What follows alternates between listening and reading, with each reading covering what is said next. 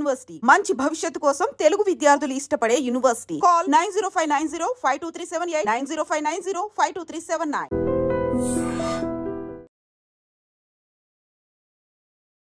అక్షరయాత్ర ప్రేక్షకులకు నమస్కారం, స్వాగతం.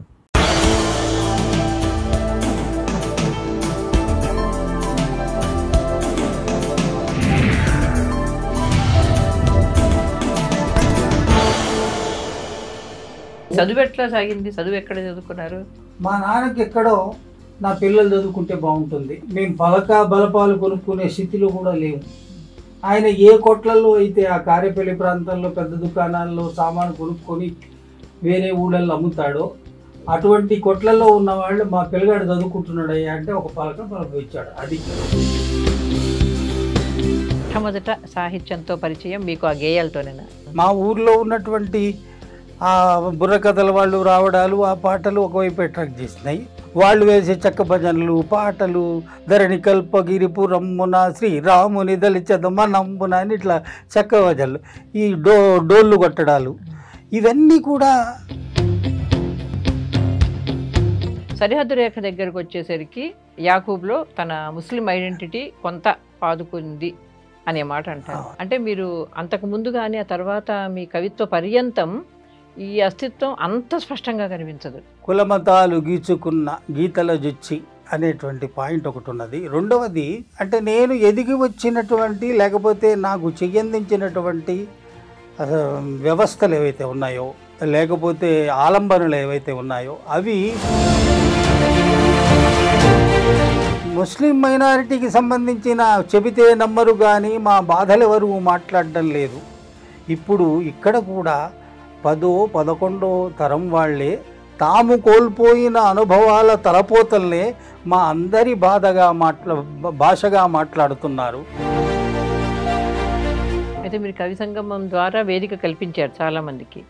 అవంతా కూడా చాలా నాణ్యమైన కవిత్వం వచ్చింది అనేది వచ్చిందా, లేకపోతే కొంతమంది ఏమో కొంచెం పలసన పడిందేమో కవిత్వం అందరికీ అవకాశం ఇవ్వడం వల్ల అనే ఒక విమర్శ కూడా వచ్చింది? అంతకుముందు ఫేస్బుక్లు ఇమీడియట్గా ఎడిటింగ్ లేనటువంటి ఒక వ్యవస్థ కదా. అవును, అంతకుముందు ఎడిటింగ్ ఉన్నటువంటి వ్యవస్థ. అంతకుముందు కూడా మీరు చూస్తే వచ్చిందంతా నాణ్యమైన కవిత్వమేనా? మీరు పోయి పాత లైబ్రరీ ఇక్కడ చూడండి, ఒకసారి పుస్తకాలు తీయండి, అప్పుడు మిగిలింది కూడా కొంతమందే. కాకపోతే పత్రికల్లో కనపడేవాళ్ళు ప్రముఖంగా మనకు కనపడేవాళ్ళు, పత్రికల్లో కనపడని వాళ్ళు కూడా ప్రముఖులు చాలామంది ఉండే ఉంటారు. మనం ఎట్లా నాకు మనుషుల మధ్య కాసింత చోటు కావాలి, ప్రేమించే మనిషి కావాలి అని కేవలం 2 వాక్యాల్లో తన జీవన తత్వాన్ని, తన కవిత్వం పరమాశయాన్ని ప్రకటించిన కవి యాకూబ్. అందుకే చేకూరు రామారావు గారు ఆయన్ని బహుత్ ఖూబ్ యాకూబ్ అంటుంటారు. ఆయన పేరు చెప్పినప్పుడల్లా అందరూ చేకూరు రామారావు గారి నిర్వచనంతోనే ఆయన వ్యవహరిస్తుంటారు కూడా. ఎందుకంటే చాలామంది కవుల్లాగా ఆయన తన కవిత్వం తను రాసుకొని ఆనందపడిపోలేదు, దాన్ని ప్రచారం చేసుకొని ఉబ్బిపోలేదు. దానికంటే ముఖ్యంగా ఆయన కవిత్వానికి ఒక కార్యకర్తగా తయారయ్యారు. అంటే 6 సంపుటాలు ప్రకటించారు, విమర్శ గ్రంథాలు 3 రాశారు. కానీ వాటితో ఆయన తృప్తి పడలేదు.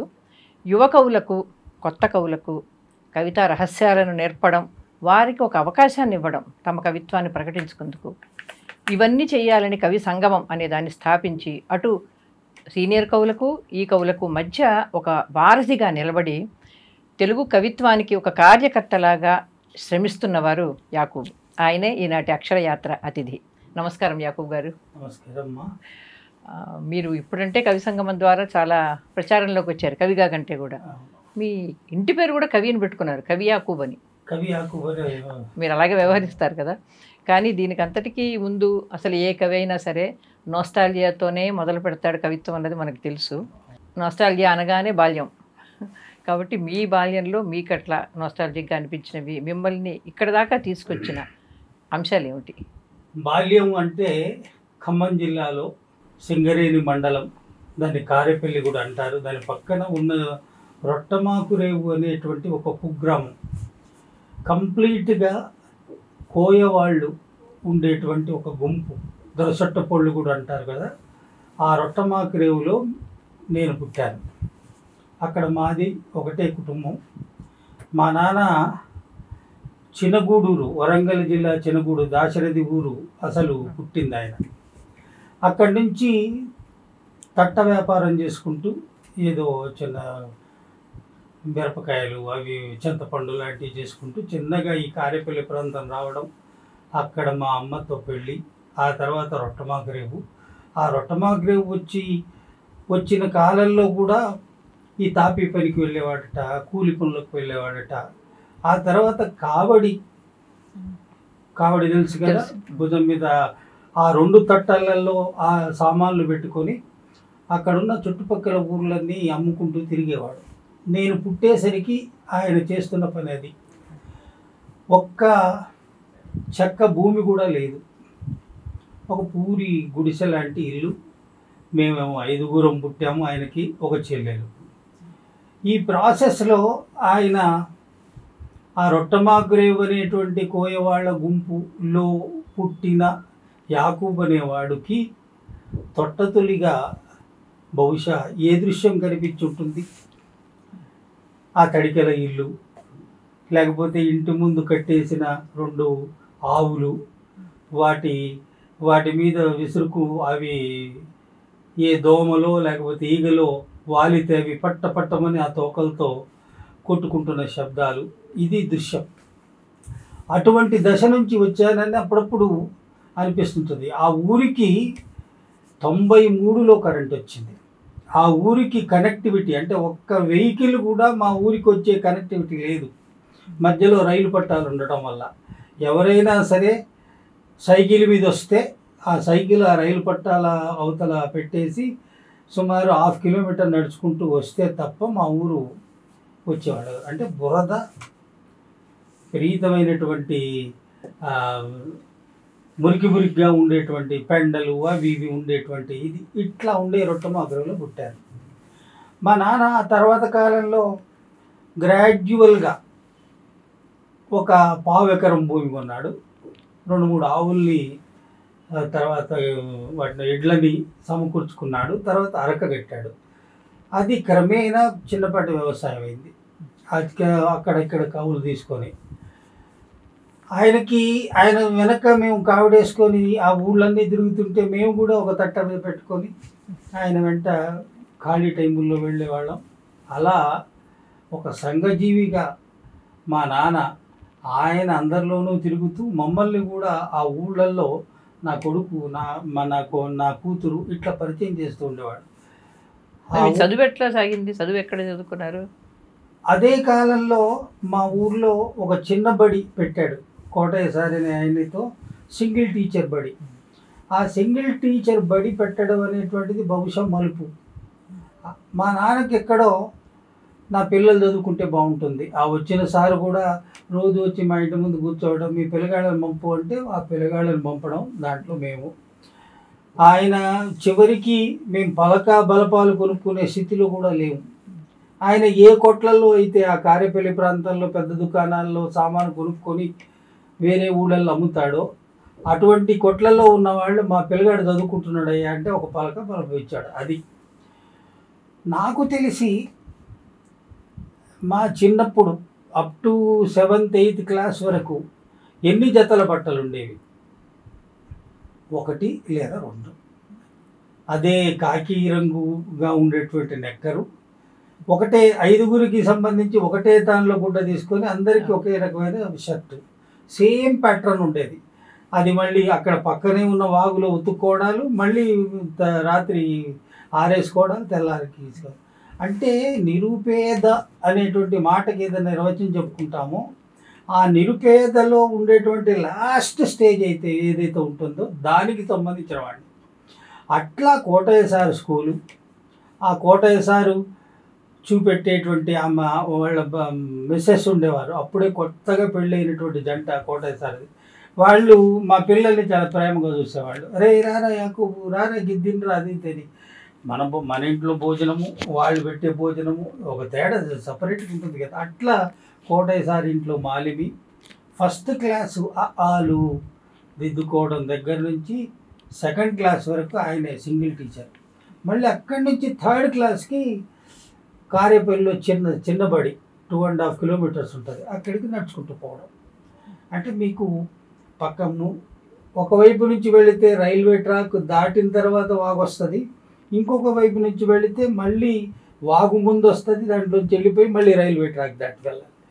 అట్లా వెళితే కారేపల్లి.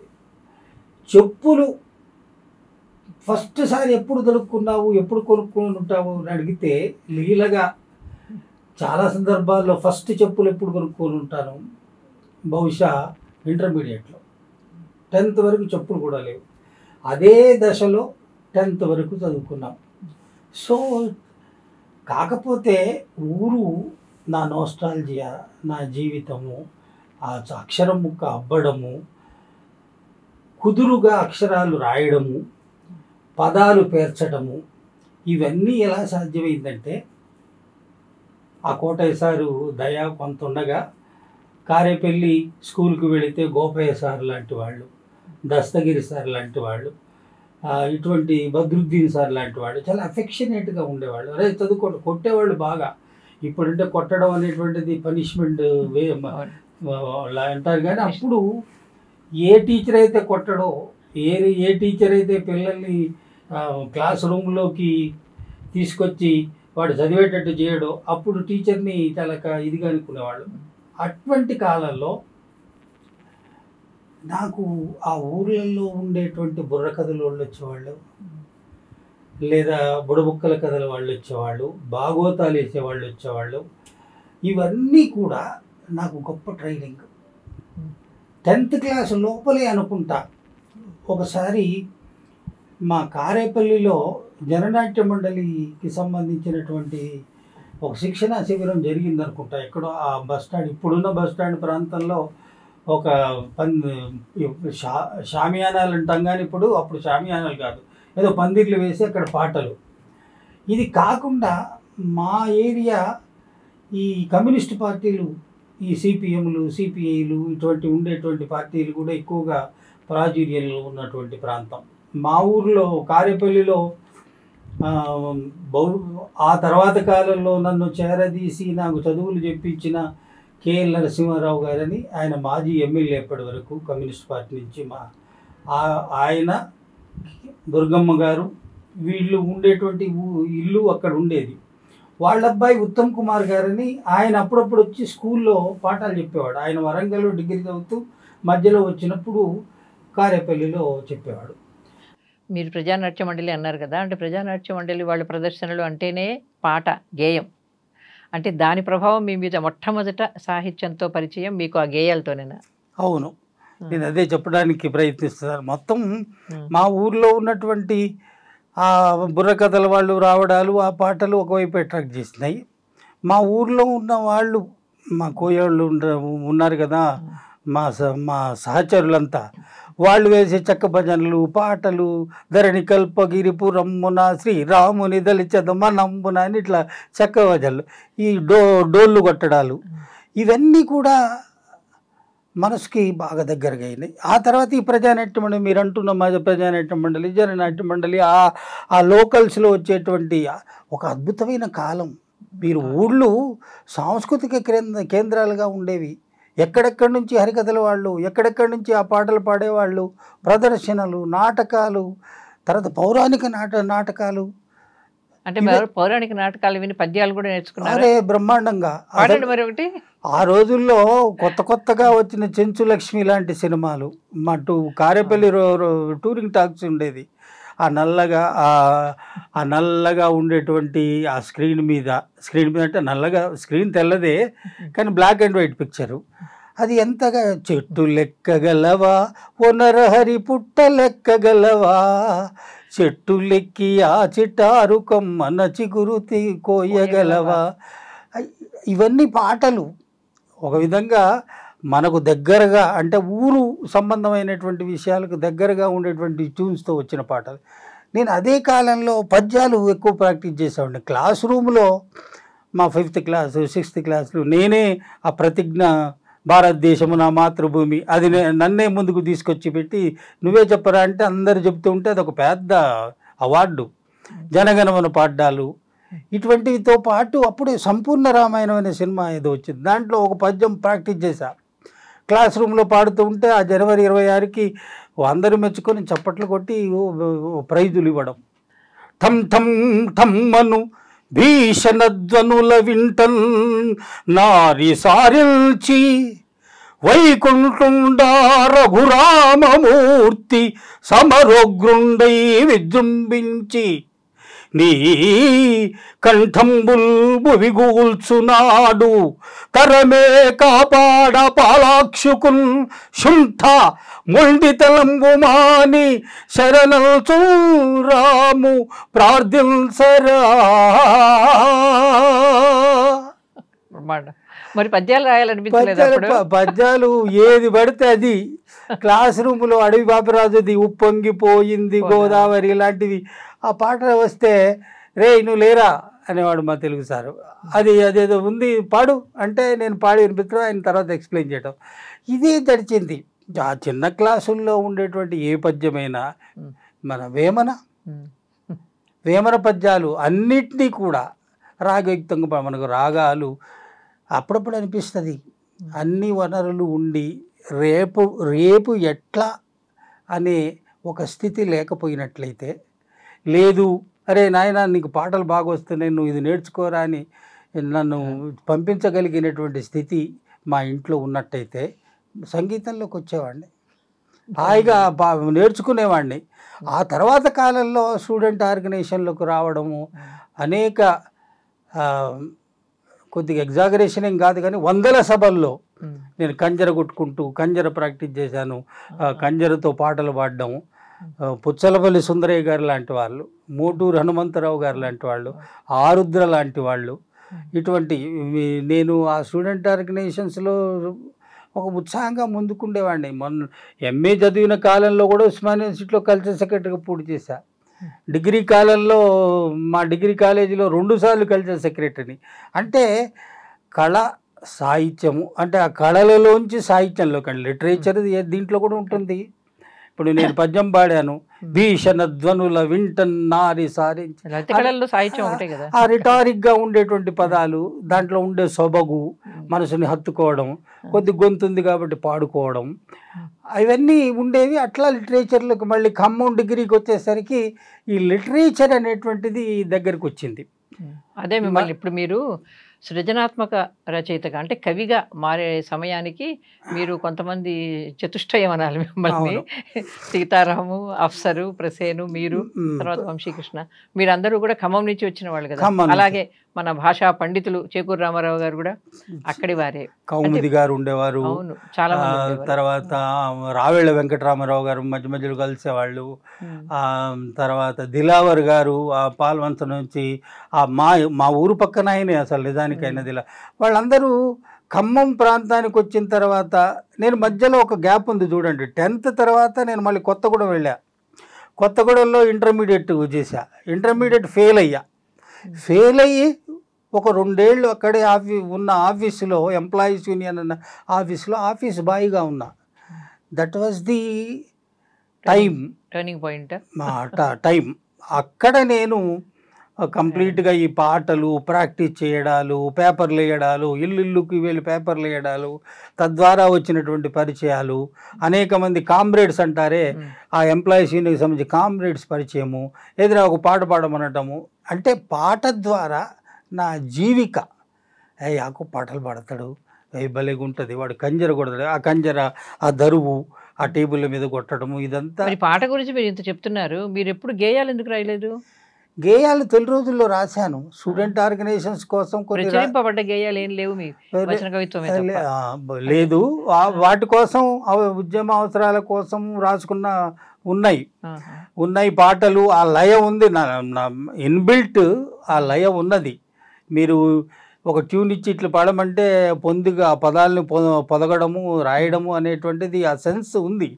కానీ ఆ రంగంలో పెద్ద కృషి చేయలేదు. ఇప్పుడు మీ ప్రవహించే జ్ఞాపకం దగ్గరకు వద్దాం. ప్రవహించే జ్ఞాపకం మొట్టమొదటి కవితా సంకలనం. అయితే అక్కడ అది నిజానికి మీ గురించి చెప్పే విమర్శకులు మామూలుగా ఏమంటారు, ప్రవహించే జ్ఞాపకంలో నాస్టాలజియా అవి బాగానే కనిపిస్తాయి, చాలా వరకు కవిత్వంలో కనిపిస్తుంది. సరిహద్దు రేఖ దగ్గరకు వచ్చేసరికి యాకూబ్లో తన ముస్లిం ఐడెంటిటీ కొంత పాదుకుంది అనే మాట అంటారు. ఆ అస్తిత్వం, స్పృహ కనిపించేది సరిహద్దు రేఖ దగ్గర అని. అంటే మీరు అంతకు ముందు కానీ ఆ తర్వాత మీ కవిత్వ పర్యంతం ఈ అస్తిత్వం అంత స్పష్టంగా కనిపించదు. అవును.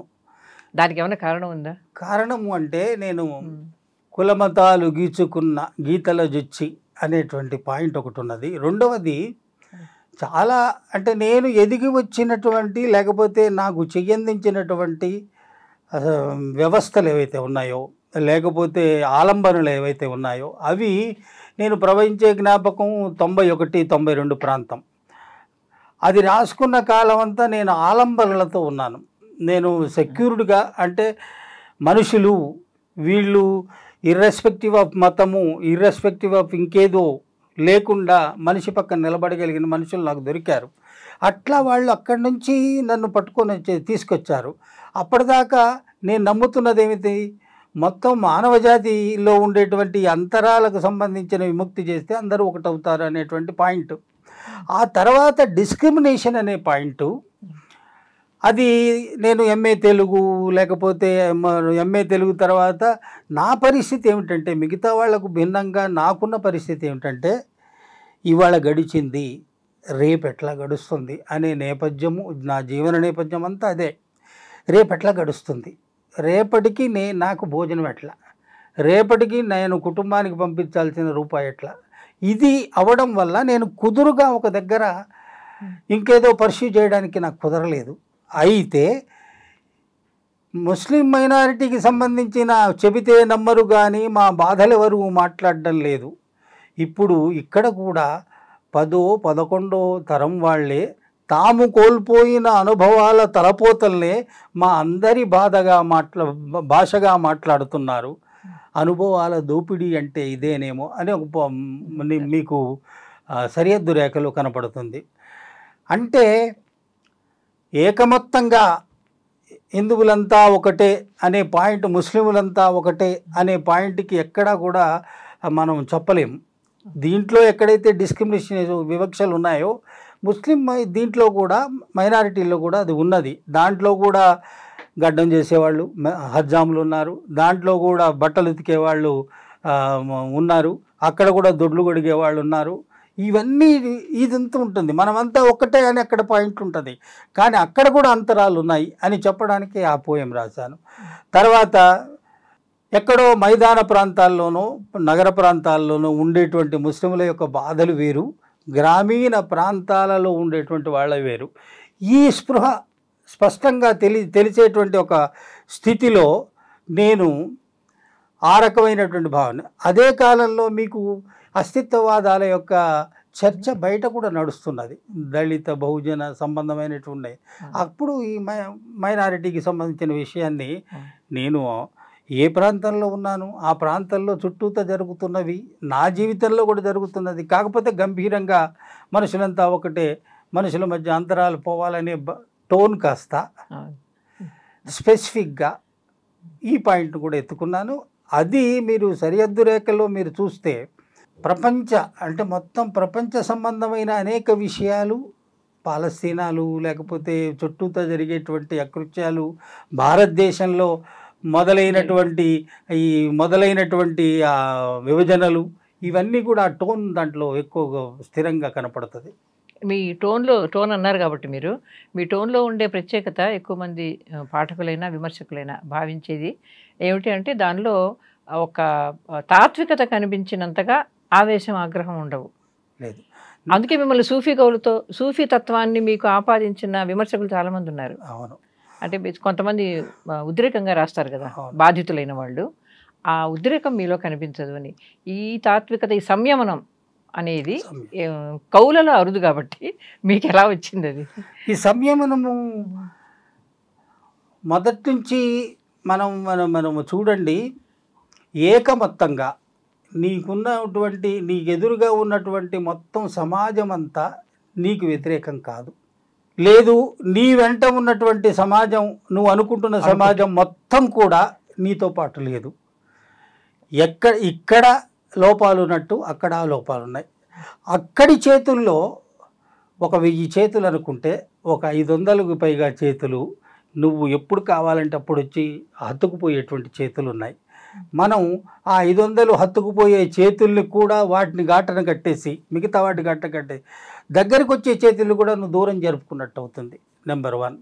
ఎందుకంటే నా జీవితానికి సంబంధించిన అనుభవంలోంచి నాకు ఈ తాత్వికత వచ్చింది. When I am a ice cream vendor, when I am a కిరాణా దుకాణం గుమస్తా, వెన్ ఐ ఆమ్ ఏ కూలీ పని చేస్తున్నవాడు, అక్కడి నుంచి పికప్ చేసి నువ్వు మనిషివేరా, నువ్వు 4 ముక్కలు చదువుకోరా అని దగ్గర తీసుకొని హత్తుకున్న చేతులు నాకు సంబంధించిన మతానివో వర్గానివో కావు.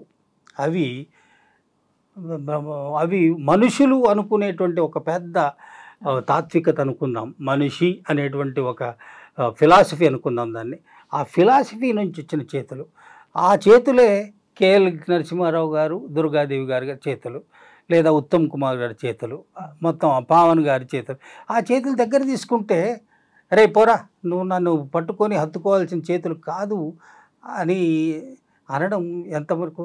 ఆ తర్వాత నా పాత్రలో నా సహచరి శిలాలలిత ఒక క్లాసులో, అది నేను పాస్ అయితే రేపు టీచర్ ఉద్యోగం వస్తుంది, అది చదువుకుంటున్నాను, ఎగ్జామ్ ఫీజు 600 కట్టాలి, లేవు, లాస్ట్ డేట్ కూడా అయిపోయింది, లేవు. అయ్యో ఇది అయితే రేపు ఎప్పుడన్నా ఎగ్జామ్ అయిపోయిన తర్వాత ఒక నోటిఫికేషన్ పడితే ఉద్యోగం వస్తుంది కదా, నా సింపుల్ ఒక టీచర్ అవుతాను, ముందు తిండి కోసం ప్రాబ్లం ఉండదు, ఎగ్జామ్ ఫీజు లేదు, కట్టలేదు, నేను వెళ్ళి ఇక అయిపోయింది నా దగ్గర 600 లేవు అని వెనక్కిపోయిన రోజులు.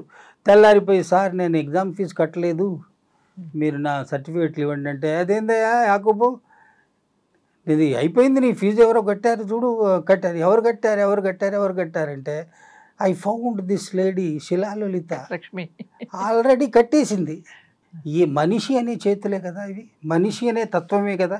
అరే యాకూబ్ అనేవాడు మాతో పాటు ఈ పండిట్ ట్రైనింగ్ చేశాడు, వాడు ఫీజు కట్టక వాడు వెళ్ళిపోయాడు. సో ఇట్లా అంది వచ్చిన చేతులు, అన్నం పెట్టిన చేతులు, కారుణ్యాన్ని ప్రదర్శించిన చేతులు, దయగల్ల చేతులు, కరుణ నిండిన చేతులు ఈ భూమంతా ఉన్నాయి. ఆ భూమంతా ఉండేటువంటి పర్సంటేజ్ నిన్ను ఎన్ని వ్యతిరేకిస్తున్నాయి, ఎన్ని నీకు దగ్గర అవుతున్నాయి. ఆ పర్సంటేజీలో నా జీవితంలో ఎక్కువ శాతము నేను చెప్పిన దయగల్ల చేతులే. దాన్నన్నింటినీ కూడా పక్కకు పెట్టలేను. అందువల్ల ఆ సంయమనము, ఆ తాత్వికత, సో ఆ టోన్లో కూడా మీరు రే అని అనేటువంటి కంటే ఏందయ్యా ఇది అని చెప్పేటువంటి టోన్ ఒకటి సెట్ అయింది నాకు. అవును, మీ కవిత్వం అంతటా అదే కనిపిస్తుంది. అందుకే మిమ్మల్ని మానవీయమైన కవి అనే అన్నారు ఎక్కువగా. అనేటప్పుడు మీరు రాసిన ఆఖరి మనుషులు అంటే అసలు దాన్ని ఎన్ని రకాలుగానే పలకచ్చు కదా. మీరు ఏ కంట స్వరంతో పలికారా అని, అంటే పనికి వాళ్ళు అనే కోపంతో పలకచ్చు, ఆగ్రహంతో పలకచ్చు, ప్రేమగా చెప్పచ్చు, గొప్పవాళ్ళు అని చెప్పచ్చు. కాబట్టి అది మీరు ఏ టోన్లో రాశారు శీర్షిక? మనుషులు కొంచెం ప్రేమిస్తే పొంగిపోయే మనుషులు, కొంచెం అంతుకుంటే దగ్గరయ్యే మనుషులు, పగిలిపోతారు ఎప్పుడో, హ్యాండిల్ విత్ కేర్, ఇది టోన్ దాన్ని మొత్తం. అదే ముందు మాటలో ప్రసేన్ కూడా అంతకుముందు కవిగా ఉన్నవాడు ఇప్పుడు తాత్వికుడు అయ్యాడు ఇక్కడికి వచ్చేసరికి అని ఒక వ్యాఖ్య కూడా చేశారు. అంతకుముందు రాసిన తీగల చింత మీద ఎక్కువగా మీకు విమర్శ వచ్చిందంటే మీ విమర్శకులు దానికి ఎక్కువ స్థానం ఇచ్చారనిపిస్తుంది. తీగల చింత కూడా ఒకటి మీరు చూడండి, ఆ మధ్య లక్ష్మీ నరసయ్య గారు అతని యాకూబు కవిత్వ తాత్వికతను చూస్తే అతని పెట్టిన హెడ్డింగుల్లో మనకు కనపడుతుందని పెట్టాడు.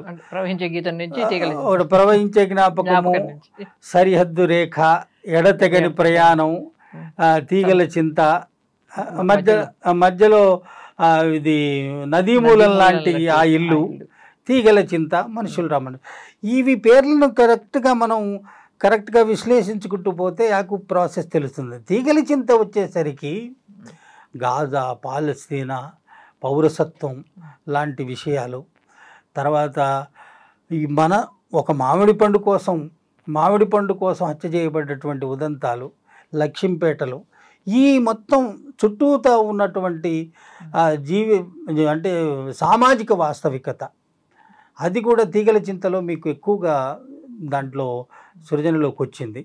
అందువల్ల తీగల చింత కొంత నాకు పరిణత దృక్కోణం కనిపించే కవితా సంపుటి.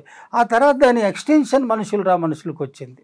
అంటే మీరు అనుకుంటారా సరిగ్గా మొదటి నుంచి చివరి దాకా ఈ ఆరిట్లోనూ మీ క్రమ పరిణామం అందరూ చెప్పింది మీరు అంగీకరిస్తారు? నాకు అంగీకరిత నేను తర్వాత నేను ఆలోచిస్తే అవును కదా అని నేను ఏదో మళ్ళీ వ్యాసంలో ఆ లక్ష్మీనరసయ్య గారు చెప్పిన అంశాన్ని మళ్ళీ ఉదహరిస్తూ ఈ పరిణామముని గుర్తించారు. నాకు బహుశా నాలో కూడా ఈ పరిణామం కలిగిందని నాకు అర్థమవుతుంది అని చెప్పాను.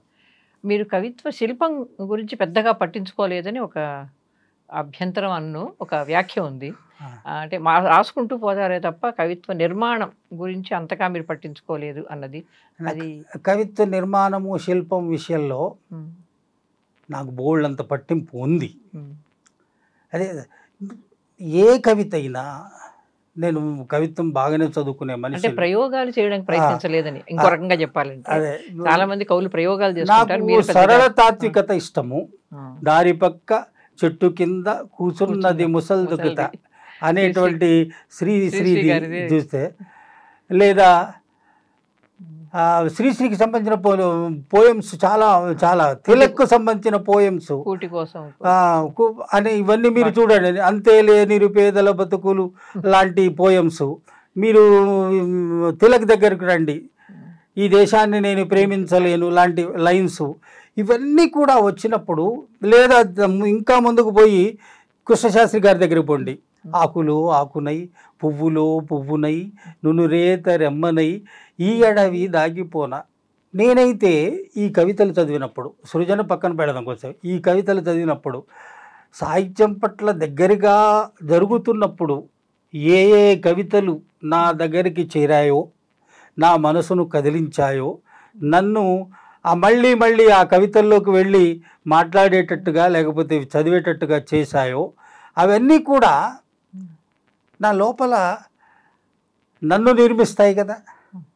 అలా రాస్తూ ఉన్నప్పుడు నా కవిత కూడా నేను ఎవరిని ఉద్దేశించి రాస్తున్నాను?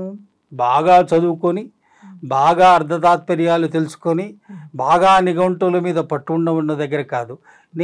నా పక్కన నేను ఆటోలో వస్తుంటాను, నా రమేష్ అనేటువంటి ఆటో డ్రైవరు, అతనికి అర్థమయ్యేటట్టుగా ఉన్నాను. అందరి అమ్మల్లాగే మా అమ్మ కూడా నన్ను కన్నది పురిటి నొప్పులు పడుతూ, కాకపోతే నా కుడి చేతి మీద ముద్దు పెట్టుకొని లాలనగా నిమిరిందేమో బహుశా అందుకనే ఈ కవిత్వం అని నేను రాశాననుకోండి. ఆ మొత్తంలో నేను ఎంత సహజంగా పలికాననేటువంటిది ఒక అంశం అయితే, అది ఆ ఫలానా రమేష్కి వినిపిస్తే అతను కదిలిపోయాడా లేదా, నేను అనుకుంటున్న భావము అతనిలోకి వెళ్ళి టచ్ చేసిందా లేదా, అతని కళ్ళల్లో చెమ్మ కొద్దిగైనా వచ్చిందా లేదా, లేదా ఆ క్షణాల్లో అతని అమ్మ అతని గుర్తుకొచ్చిందా లేదా. కవిత్వానికి సంబంధించిన అల్టిమేట్ గోల్ అదే కదా. నువ్వు ఏం ఉద్దేశిస్తున్నావు? రాయమంటే బోళ్ళంతా కొద్ది జాగ్రత్తగా రాసేసి ధూమ్ధామ్ అని రాయొచ్చు. అదే కాదు అనేటువంటిది నేను చాలా సరళతాత్వికంలో కావాలనే ఈ పద్ధతిని ఎంచుకున్నాను. మీ మీద ఉన్న తెలుగు కవుల ప్రభావం అంతా అర్థమైంది. మరి మీరు ఉర్దూ కవులు కవిత్వం చదువుతారా? మీకు ఏమైనా ప్రభావం ఉందా? ఉర్దూ బోళ్ళంత ఇష్టం. గమ్మత్ ఏమిటంటే, నేను ఒక 30 ఏళ్ల పాటు మైనారిటీ కాలేజీలో పనిచేశాను, తెలుగు డిపార్ట్మెంట్. నా చుట్టూత మా స్టాఫ్ రూమ్లో కైనా మీకు గోపాల్ చక్రవర్తి గారి మేనలుడు సత్యనారాయణ గారు తెలుసు కదా, ఆయన ఉర్దూ పండితుడు అనుకోండి. ఆయన సజ్జాద్ అనే ఒక ఆయన, షఫీక్ అనే ఆయన, వీళ్ళంతా ఉర్దూ పోయిట్టి. మా దగ్గర యూసుఫ్ ఆజ్వి ఇటువంటి కవులు ఉండేవాళ్ళు. ఆ కాలేజీకి పొద్దున 8ంటికి పోతే 4 వరకు ఆ కాలేజీలో ఉంటే చుట్టూత ఉర్దూ ఆ షేర్లు వినిపించటము, వాళ్ళు రాయడము లాంటివి. అదే కాలంలో ఒక సంవత్సరము ఉర్దూ ఇంటర్నేషనల్ పోయిటరీ ఫెస్టివల్ జరిగింది మా కాలేజీలో, ఇక్కడే హైదరాబాద్లో అన్వర్లూమ్ కాలేజ్ అని. అక్కడికి ప్రపంచ ప్రఖ్యాత ఉర్దూ కవి అహ్మద్ ఫరాజ్, ఉమ్రావ్ జాన్ పాటలు రాసిన షహర్యార్, వీళ్ళు వీళ్ళు ఇంకా లతా హయా ఇటువంటి వాళ్ళంతా వచ్చారు. నేను అప్పటికే కొద్దిగా 3-4 కవితా సంపుట్లు వేసి ప్రాచుర్యం పొందినవాడిని. వాళ్ళు ఎప్పుడైనా ఉర్దూలో చెప్తుంటే నేను తెలుగు దాన్ని సేత చేసేవాడిని. సత్యనారాయణ గారు నేను కూర్చొని చాలా మట్టుకు ఉర్దూ పోయమ్స్ ఆయన చెప్తుండేవాడు, నేను తెలుగు చెప్తుండేవాడిని, ఏదైనా మార్పులు చెరుపు. అయితే నాకు వచ్చిన అవకాశం గొప్ప అవకాశం చెప్తాను. అహ్మద్ ఫరాజ్ గారిని ఆయన ఉండే 6 రోజులు ఆయన పక్కన మొత్తం అసిస్టెంట్గా ఉంటామని నన్ను కోరారు. ఆయనను తీసుకురావడము, మొత్తం హైదరాబాద్ తిప్పడము, ఆయన హోటల్ తీసుకెళ్ళడము, అటువంటి గొప్ప ప్రపంచ ప్రఖ్యాత ఉర్దూ కవి షహరియా మన అహ్మద్ ఫరాజ్తో నేను గడిపానని అదొకటి. ఆ తర్వాత అహ్మద్ ఫరాజ్ పోయమ్స్ ఎక్కడున్నాయి ఇంగ్లీష్లో ఉంటే వాటిని చిన్నగా నాకు వచ్చిన తెలుగులో వాటిని అర్థం చేసుకోవడం, లేదా ఆయన వీడియోలు ఎక్కడైనా ఉంటే ఆ వీడియోలు వినడం. షహరి గారి కూడా అంతే. ఆ తర్వాత కాలంలో ఇప్పటికీ ఇవాళ కూడా నేను రాత్రి 10:30 తర్వాత 1 గంట వరకు నేను ఇలానే ఇయర్ ఫోన్ పెట్టుకొని ఉర్దూ పోయిట్రీ, హిందీ పోయిట్రీ, ఆ వీడియోలు అవన్నీ వింటూ ఉంటాను. మీకు ఇంకా ఉర్దూ పోయిట్రీ రాహత్ ఇండోరీ ఇష్టం, బోల్డంత ఇష్టం. మగ్దుమ్ మొయిద్దీన్ అంటే సరే. మగ్దుమ్ మొయిద్దీన్ని తెలుగులోకి పూర్తిగా అనువాదం చేయమని మనం ఆయత్తు పురమాయించి ఒక పుస్తకం కూడా తెచ్చాం. అట్లా ఉర్దూ ఇష్టం. గుల్జార్ అయితే విపరీతం ఇష్టం. జావేద్ అఖ్తరీవి వింటాను. మీరు యూట్యూబ్లోనూ అక్కడెక్కడ కనపడే వాళ్ళకు సంబంధించిన షాయరీ చదవడం అనేది ఉంటుంది కదా, అవి ఎక్కడ జరుగుతూ ఉన్నా అవి వాటిని జాగ్రత్తగా వినడము, దాన్ని అర్థం చేసుకోవడానికి ప్రయత్నం చేయడము. నాకు వచ్చిన పరిమితమైన ఉర్దూలో मैं समझता हूँ और गहरी उर्दू में जाके नहीं देख सका समझ सकता डूब जाते हो उसमें. కాకపోతే దాంట్లోకి వస్తాను. ఉర్దూకు సంబంధించిన ఆ ఇష్టం ఉన్నది. అదే అంటే విమర్శకులు మీ గురించి రాసినప్పుడు సరే సూఫీ తాత్వికతతో మీ కవిత్వాన్ని పోలుస్తూ రాయడము, తర్వాత ఉర్దూ కవులు కొంతమందితో అహ్మద్ ఫరాజ్ కానీ ఫైజ్ అహ్మద్ ఫైజ్ కానీ వీళ్ళ గురించి కూడా ప్రస్తావిస్తూ మీ గురించి రాయడము అది చూశాను. అందుకంటున్నాను. మీరు తీగల చింత పోయిటరీ చూస్తే నేను ప్రతి పోయము కింద నాకు నచ్చిన లేదా నేను పక్కన పెట్టుకున్న సేవ్ చేసుకొని పెట్టుకున్నవన్నీ కూడా ఆ పోయంలో నేను రాసిన థీమ్కు దగ్గరగా ఉన్నవి దాన్ని చివరి పంక్తులుగా పెట్టాను. అట్లా చేశాను. మనకు కావాల్సింది ఏమిటంటే తెలుగులో ఊహిస్తాము, తెలుగులో రాస్తాము, కానీ మన చుట్టూ ఉన్న భాషలకు సంబంధించిన కవిత్వం కూడా ఎంత వాటికి దగ్గరగా పోయి మనం గమనిస్తే మన కవిత్వంలో ఇంకొంత ఫలవంతం అవుతుంది, ఇంకొద్ది గాఢత పెరుగుతుంది, లేదా మనం ఆ ట్రేసెస్ని పట్టుకు రావచ్చు అనేది నేను అనుకుంటాను. ఎందుకంటే మీరు చాలా ఊళ్ళు భారతదేశం అంతటా వెళ్ళారు. అవును, వెళ్ళి మీరు కవిత్వ పఠనం కానీ పేపర్ ప్రజెంటేషన్ కానీ అవి చేశారు. అందుకని అన్ని భాషల కవులతోనూ కొంతవరకు పరిచయం ఉంది మీకు. అంటే అది దానివల్ల మీకు తెలుగు ఇంకా ఎంత సుసంపన్నం కావచ్చు అనే ఒక ఎరుక వచ్చి ఉంటుంది అని అనిపిస్తుంది దాన్ని చూస్తే కనుక. ఇంకా మీ విమర్శ దగ్గరికి వద్దామండి. అసలు మొట్టమొదటి ప్రశ్న ఎంఫిల్, పిహెచ్డి ఇవి 2 సిద్ధాంత వ్యాసాలే. తర్వాత సృజనానుభవం అని ఒక మంచి పుస్తకం రాశారు. ఈ 2 కూడా కవిత్వం మీద ఎందుకు రాయలేదు? రెండింటికి విమర్శనే ఎందుకు అనుకున్నారు? అది 88లో నేను ఎంఫిల్ చేయడానికి భూమికను సిద్ధం చేసుకుంటున్న రోజులు. 88లోనే రాచమల్లి రామచంద్రారెడ్డి గారు చనిపోయారు. నేను ఎంఫిల్ చేయాలి. ఆ దశలో నిజానికి మీరు అన్నట్టు నేను కవిత్వమా లేకపోతే మీరు ఫిక్షన్ అంటే కూడా ఇష్టం. నాకు కథలు, తర్వాత నవలలు. నా సాహిత్య జీవితంలో నేను పూర్తిగా లోపలికి సాహిత్యంలోకి రావడానికి గల కారణము తొలి రోజుల్లో అనువాద నవలలు. నేను అనువాద నవలల్లోంచి లోపలికి వచ్చాను. నేను 7 తరాలు కానీ, కొన్ని సమయాల్లో కొందరు మనుషులు కానీ, ముక్తి నవల కానీ, ఇటువంటివి చాలా మర్చిపోతున్నాను. కానీ నేను ఇబ్బడి ముబ్బడిగా నవల నేషనల్ బుక్ ట్రస్ట్ వాళ్ళు వేసినవి, సాహిత్య అకాడమీ వేసినటువంటివి, నిడమర్తి ఉమామహేశ్వరరావు గారు, వీళ్ళు బోళ్ళన్ని పేర్లు. నేను డిగ్రీలో మొదలైనటువంటి నా చదువు పీజీ దాకా నవలలు, కథలు బాగా చదివేవాడిని. మీరు ఇంకా చూడండి, నేను ఒక నవల మొదలుపెట్టి నేను చదవడం మొదలుపెట్టిన తర్వాత లోపల కథలకి ఏదో వస్తుంది, చలనం వస్తుంది. మీరు నా పాత పుస్తకాలు చాలా మటుకు మిత్రులకు ఇచ్చాను. మీరు చూస్తే నా పాత పుస్తకాల్లో వెనక పేజీలు తెల్లగా ఉంటే అక్కడ ఆ కదలికలన్నీ అంటే పోయమ్స్గా రాసుకున్నాను.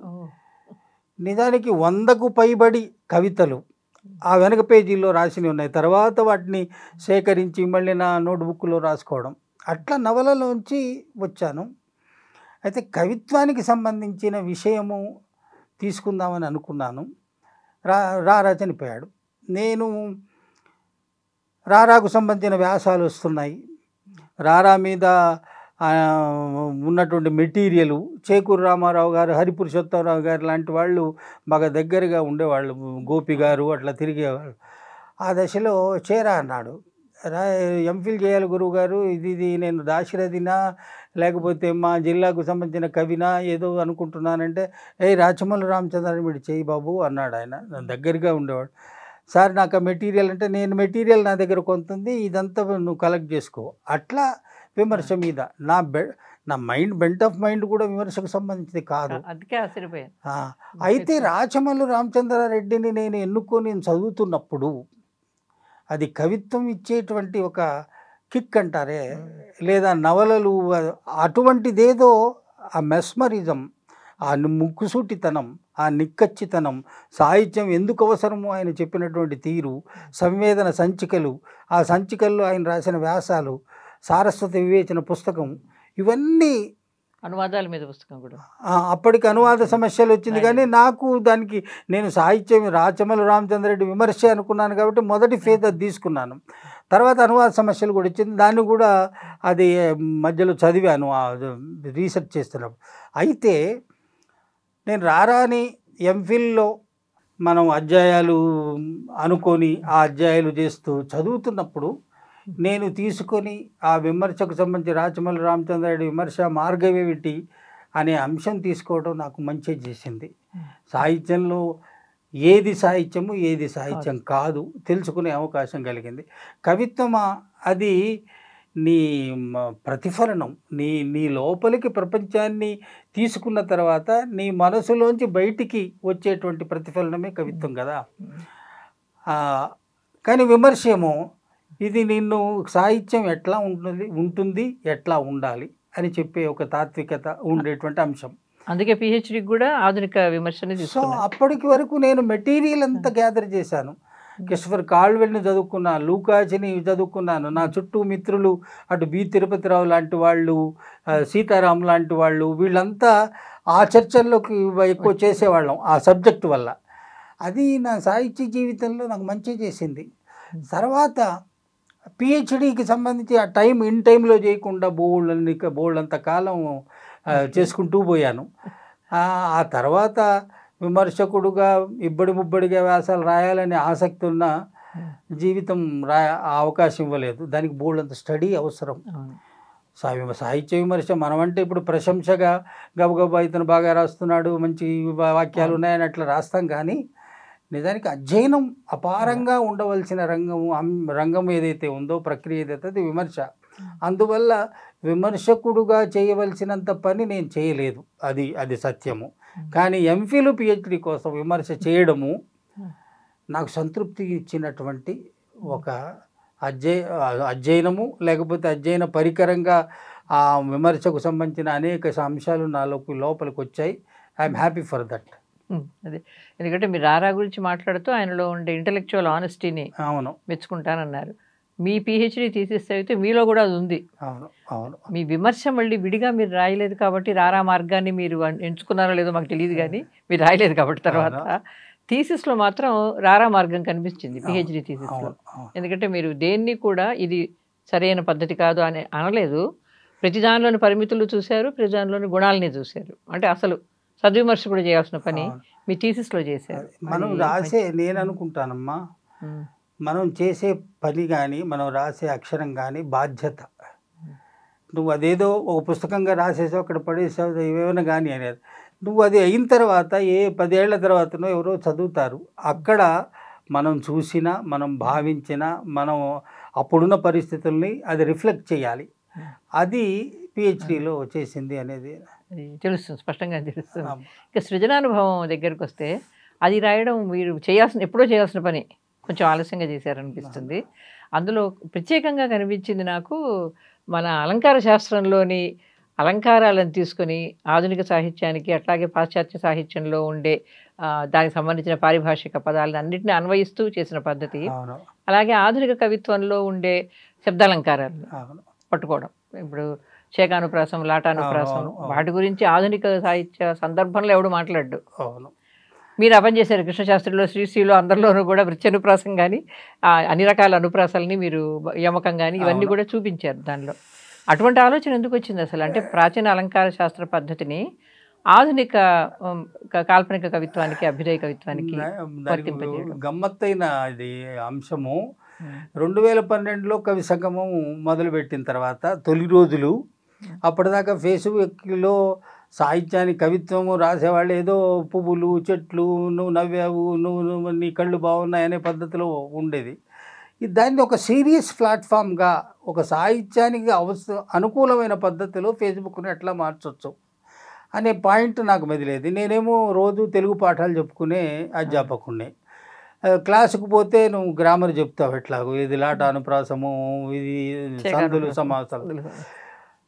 ఈ దశలో కవిత్వంలో ఎవరు ఈ అన్నయ్య కవిత రాశాడు అనుకోండి, దాంట్లో ఆ కిందికి వచ్చేది బాగా ఇష్టమైన వాడు, లేకపోతే అప్పుడప్పుడే చదువుకుంటూ కవిత్వం పట్ల దగ్గరికి వస్తున్నవాడు బాగా రాసినవు భయ్యా కెవ్వు కేక అని పెట్టేవాడు. అక్కడ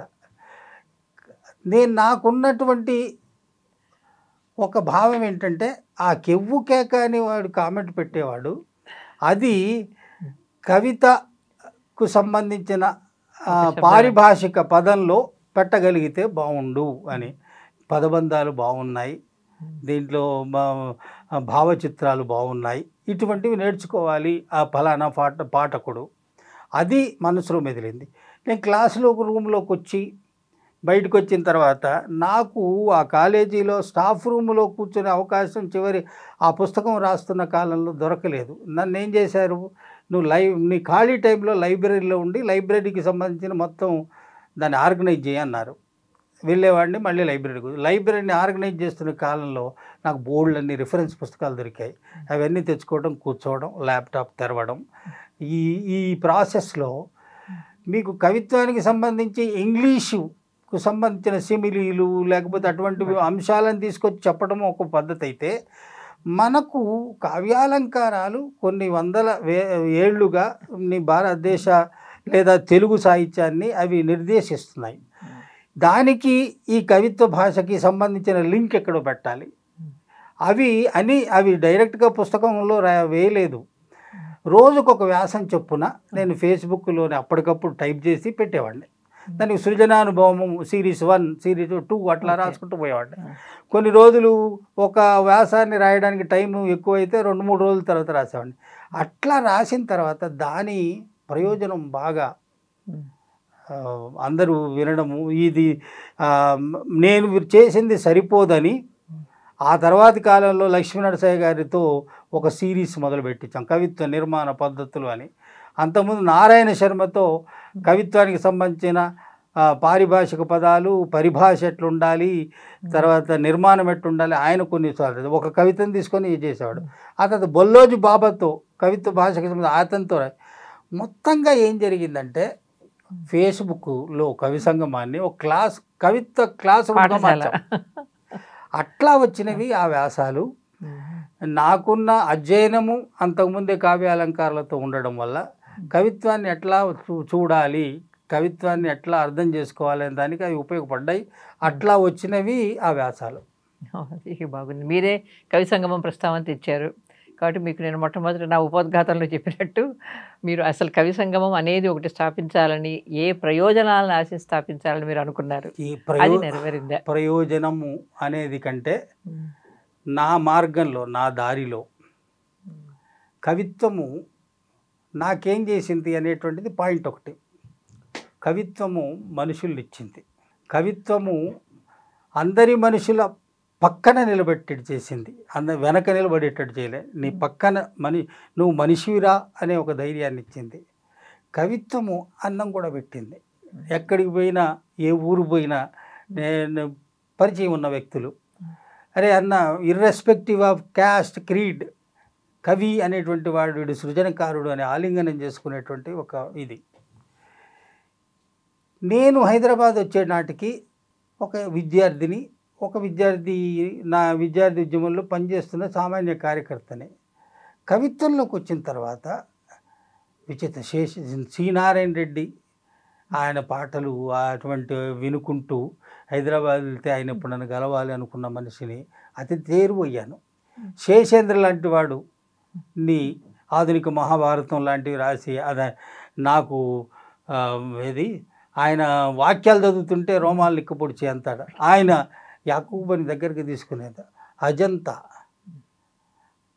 నగ్నముని లాంటి ఇటువంటి అనేక మందిని కలిసే అవకాశం, అంటే మనుషులు వచ్చారు, అంటే కనెక్టివిటీ వచ్చింది. మానవ హారం అనేటువంటిది ఒకటి నిర్మించబడాలంటే కవిత్వం కావాలి. మనుషులకి నేను మనిషిని అనే ఒక భరోసాని కల్పించడానికి కవిత్వం కావాలి. అట్లా కవి సంగమము ఇంకొకటి కూడా నమ్మానమ్మా, నీలోకి సాహిత్యము ప్రవేశిస్తే తప్పనిసరిగా నీ లోపల నీ మనసు కొంత పరిశుభ్రం చేయబడుతుంది. సాహిత్యం ఏ సాహిత్యానికైనా అల్టిమేట్ ఏంటంటే నీ పరిశుభ్రం అవడం. ఎంతో కొంత మేరకు పరిశుభ్రమైనటువంటి మనసు ఉన్నవాడు సమాజంలో మిగతా మానవ సంబంధాల్లో అద్భుతంగా రాణిస్తాడు, మంచిగుంటాడు. అతను తల్లిదండ్రుల పట్ల కరుణగా దయగా ఉండగలిగితే, లేదా చుట్టుపక్కల వాళ్ళకు కరుణ దయగా ఉండగలిగితే అంతకంటే కావాల్సిందంటే అల్టిమేట్గా నేను అనుకున్నది అది. నా జీవితంలో నాకు వచ్చినటువంటి అనుభవాల ద్వారా నేను నేర్చుకున్నది అనుకున్నది అది. అందువల్ల కవి సంఘం అనేది ఒక మానవ హారం తయారు చేస్తే ఎట్లా ఉంటుంది అని, దాంట్లో రాసేవాడు ఉంటాడు, అప్పుడప్పుడే రాస్తున్నవాడు ఉంటాడు, ఒక కనెక్టివిటీ పెరుగుతుంది. దానికోసం కవి సంగమం వచ్చేది. అయితే మీరు కవి సంగమం ద్వారా వేదిక కల్పించారు చాలామందికి. అవంతా కూడా చాలా నాణ్యమైన కవిత్వం వచ్చింది అనేది వచ్చిందా, లేకపోతే కొంతమంది ఏమో కొంచెం పలసన పడిందేమో కవిత్వం అందరికీ అవకాశం ఇవ్వడం వల్ల అనే ఒక విమర్శ కూడా వచ్చింది? ఎప్పుడు ఒప్పుకుంటారా? మీరు ఫేస్బుక్లు వాటికి సంబంధించిన ఒక ఫేజ్ని చూద్దాం, అంతకుముందు కూడా ఒక ఫేజ్ని చూద్దాం. అంతకుముందు ఫేస్బుక్లు ఇమీడియట్గా ఎడిటింగ్ లేనటువంటి ఒక వ్యవస్థ కదా. అవును, అంతకుముందు ఎడిటింగ్ ఉన్నటువంటి వ్యవస్థ. అంతకుముందు కూడా మీరు చూస్తే వచ్చిందంతా నాణ్యమైన కవిత్వమేనా? మీరు పోయి పాత లైబ్రరీ ఇక్కడ చూడండి, ఒకసారి పుస్తకాలు తీయండి, అప్పుడు మిగిలింది కూడా కొంతమందే. కాకపోతే పత్రికల్లో కనపడేవాళ్ళు ప్రముఖంగా మనకు కనపడేవాళ్ళు, పత్రికల్లో కనపడని వాళ్ళు కూడా ప్రముఖులు చాలామంది ఉండే ఉంటారు. మనం ఎట్లా అంచనా కడుతున్నాము, లేకపోతే దాన్ని అంతా ఎట్లా చూస్తున్నామంటే అప్పుడంతా ఎడిటింగ్ ఉన్న కాలం కాబట్టి అది గొప్ప కవిత్వం వచ్చింది, గొప్ప కవిత్వం రాలేదు. అప్పుడు కూడా ఉన్నారు, డొల్ల తాలు ఉన్నది. అయితే నేను ఫేస్బుక్ లాంటి వ్యవస్థలు, వాట్సాప్ లాంటి వ్యవస్థలు వచ్చినప్పుడు అసలు అల్టిమేట్గా ఎందుకు రాస్తున్నావు అనే పాయింట్, నిన్ను నువ్వు ప్రూవ్ చేసుకోవడానికా, లేకపోతే నువ్వు మాత్రమే ఎదగడానికా, లేదా మొత్తం సమాజంలో ఇది ఏదైనా కదలిక తీసుకొచ్చి ఒకరిద్దరినైనా మార్చుతుందా, లేకపోతే నీ పెయిన్ అవతల వాడికి ట్రాన్స్ఫార్మ్ అయ్యి ఆ పెయిన్ వాడు ఫీల్ అయ్యి అరే మనుషులకు సంబంధం ఇట్లా ఉందిరా అనే ఒకటి ఫీలింగ్ కలిగాడు. అందువల్ల పలచబడటము అనేది పాయింట్ కవిత్వము సాహిత్యము ఎప్పుడున్నా ఉన్నది. కాకపోతే ఫేస్బుక్లో వచ్చిందంతా లేదా కవి సంగమం వచ్చిందా మంచిది కాదు అని. అది మనకున్న టైంలో మనకున్న కాలంలో మనం ఒక పని చేస్తుంటాం, మనం చాలా ప్లాన్ చేసుకొని చేసిన దగ్గర కూడా లోపాలు ఉంటాయి. ఇది మాత్రం ప్లానింగ్ ఏమి ఉండదు కదా, అతను అది చేస్తాడు. నిన్న ఒక అబ్బాయి రాశాడు, నేను ఊరు వెళ్ళాను, ఊరు వెళితే ఒకప్పుడు మనుషులు ఉండేవాళ్ళు, ఇప్పుడు వెళితే కూలిపోయిన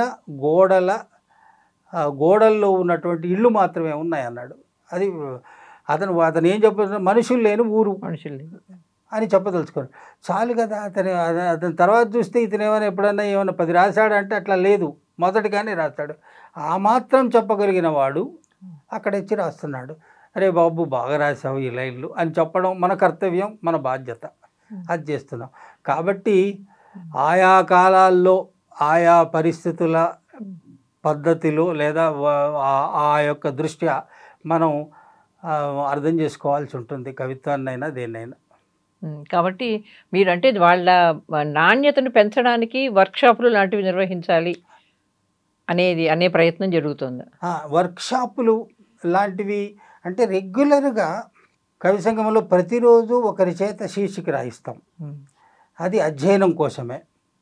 2013 నుంచి వారంలో 7 రోజులు 8 రోజులు ఉంటాయి కదా, ప్రతిరోజు ఒకరి చేత ఒక వ్యాసం ఉంటుంది. అక్కడ ఒక కవితను తీసుకొని విశ్లేషించే వాళ్ళు కొందరు, ఒక పుస్తకాన్ని కవితా సంపుటిని తీసుకొని దీంట్లో విషయాలు ఇలా ఉన్నాయని చెప్పే కొందరు, అసలు కవిత్వ తాత్వికత ఎట్లా ఉండాలి, కవిత్వ తాత్విక ఏమిటి, దానికి సంబంధించి ఎట్లా ఉన్నాయి. ఇది నథింగ్ బట్ ఇప్పుడున్న కాలంలో రండి మీరు ఒక దగ్గర కూర్చోండి మేము మిమ్మల్ని తీర్చిదిద్దుతామనే పద్ధతి కాదు. వేరెవర్ యు ఆర్, నీకు ఉండే చదువుకునే మెటీరియల్ మనం బాగా లాగలేము, నీళ్ళ దాకా తీసుకొస్తాం, తాగడం తాగకపోవడం వాళ్ళ ఇష్టం. అయితే వర్క్షాపులు లాంటివి జరగాలి. దానికి పరిమితులు, బోళ్ళంతి జేబులు ఇవన్నీ కూడా ఉంటాయి కదా. అవి మనం నలుగురిని అడిగి మీరు డబ్బులు ఇవ్వండి చేద్దామంటే ఆ పద్ధతికి లేకపోతే ఒకసారి దాంట్లో వీడు ఇది చేశాడు అది చేస్తాడు అంటారు. కాబట్టి ఏదైనా మనం చేయగలిగితే అది చేయడం. ఇది చేస్తున్నాము. ప్రతి నెల 2వ శనివారం ఒక 5 కవుల చేత, ఓన్లీ 5 కవులు, దాంట్లో ఒక సీనియర్ కవి ఉంటాడు. నేను కవిత్వంలోకి ఇట్లా వచ్చాను, నేను ఇలా రాశాను, నా జీవితం ఇది అని చెప్తాడు. ఒక 45 నిమిషాల పాటు మాట్లాడతారు. ఆ తర్వాత ఇంకో 4 ఉంటారు. కొద్దిగా అప్పటికే కవిగా పేరుందినవాడు ఒక తప్పనిసరిగా అతను చెప్తాడు నా కవిత ఇది ఇది. 3 మాత్రం వర్ధమాన కవులు, దాంట్లో ఉమెన్ తప్పకుండా ఉంటారు. వీళ్ళంతని ఒక 2.5 గంటల పాటు వాళ్ళు కూర్చొని అదంతా వినడము, ఆడియన్స్ అదంతా వినడము, దాన్ని మళ్ళీ షూట్ చేయడము, యూట్యూబ్లో పెట్టడము, అది అదనంగా అదొక కవిత్వానికి సంబంధించిన వాతావరణం కల్పించటం.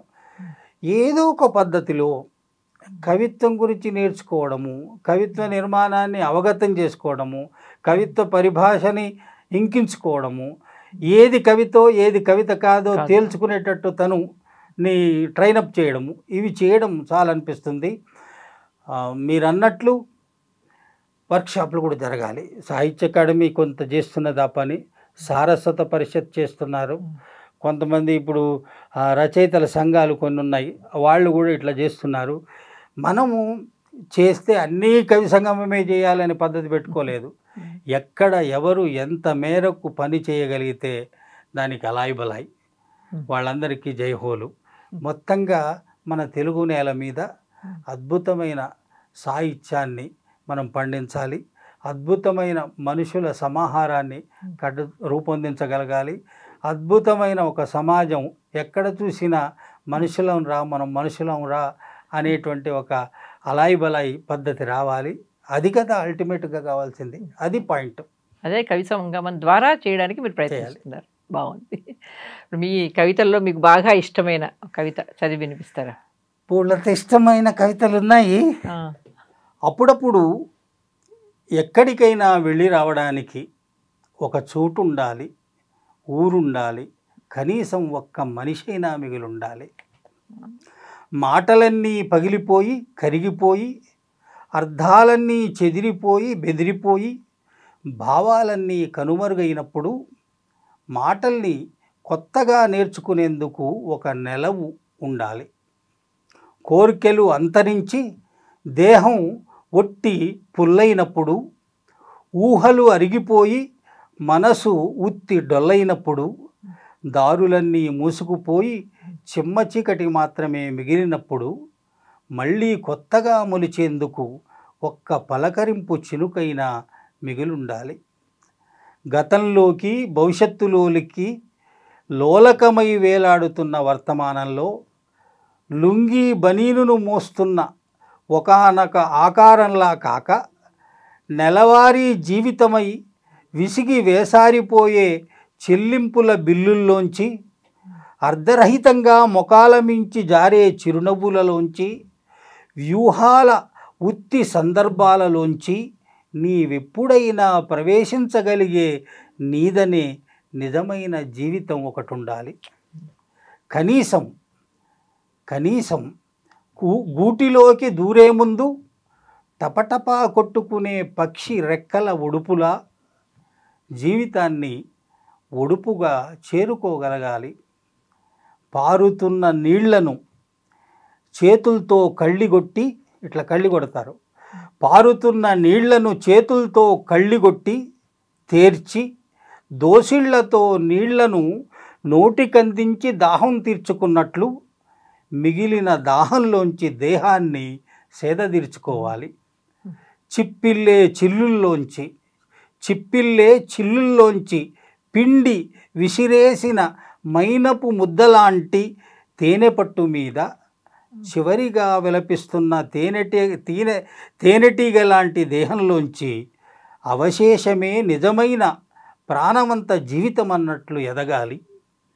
నీలోకి ఇమిడిపోయి రగిలిపోయి నీకులా నువ్వు మిగిలి ఉండేందుకు ఎక్కడైనా ఒక చోటుండాలి, ఊరుండాలి, కనీసం ఒక్క మనిషి అయినా మిగిలి ఉండాలి. ఇది ఒక కవిత అయితే నిజంగానే ప్రాతినిధ్య కవిత మీ కవితలకి. ఇది కూడా కొద్దిగా ప్రాతినిధ్యమైన ఉన్న కవితనే. ఇప్పుడైనా దీని శీర్షిక, ఇప్పుడైనా నిజం మాట్లాడు, ఇన్నేళ్ల తర్వాతనైనా నువ్వేమిటో మనసు తలుపు తెరిచి చూడు. నీ కాలి కింది భూమిని, నాలుకపైన అసలు రుచిని, చర్మము పొరల కింది అసలు రంగును ఫీలవు. ఒరిగిందేమిటి జరిగిందేమిటి బెర్రగీసి తేల్చు. నిలబడు అటో ఇటో ఈ అవమానాల రోజుల కింద నుంచి, ఈ అబద్ధాల వ్యూహపు ప్రచారాల నుంచి, ఈ ప్రణాళికల ఎత్తుగడల అసహ్యాల నుంచి, తప్పును ఒప్పుగా చిత్రించి చీల్చే కాలాల నుంచి లే లే బయటికి రా. శ్రమ నిజం, చెమట నిజం, అణిచివేతలు నిజం, వెలివాడలు నిజం, వెలివేతలు నిజం, వెక్కిరింతలు నిజం, వేర్పాట్లు నిజం, దోపిడీ నిజం, చీత్కారాలు నిజం, కడుపులు కొట్టింది నిజం, బొక్కసాలు నింపుకున్నది నిజం, 10 మందిని కొట్టి పబ్బం గడుపుకున్నది నిజం, అధికారాన్ని వర్ణ వ్యవస్థల వివక్షల్లోంచి పదిలం చేసుకున్నది నిజం, మూలవాసుల్ని మూలకు విసిరిగొట్టింది నిజం, అహంకారాల కాళ్ల కింద అణచి ఉంచింది నిజమే, పొగబెట్టి ఊపిరాడని స్థితిని కల్పించింది నిజమే, ఆత్మ గౌరవం సరే అసలు మనిషిగానే గుర్తించలేదన్నది నిజమే.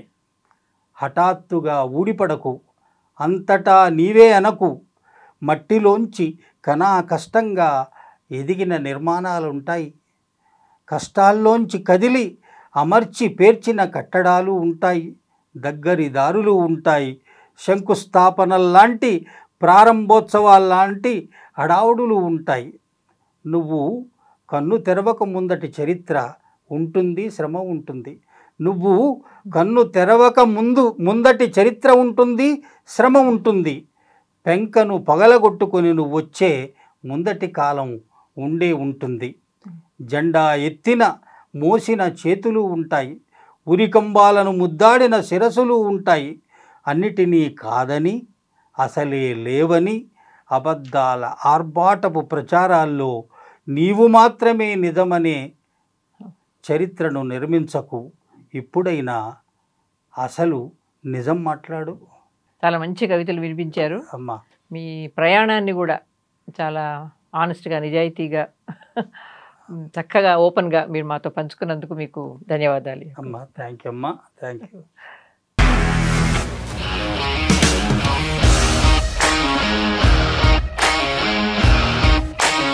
ఇండస్ట్రీలో కమిట్మెంట్ ఇష్యూస్ వస్తే నీకు కూడా వచ్చినట్టు? మార్నింగ్ తీసుకెళ్ళాడంటే కొట్టి పడేశాడు.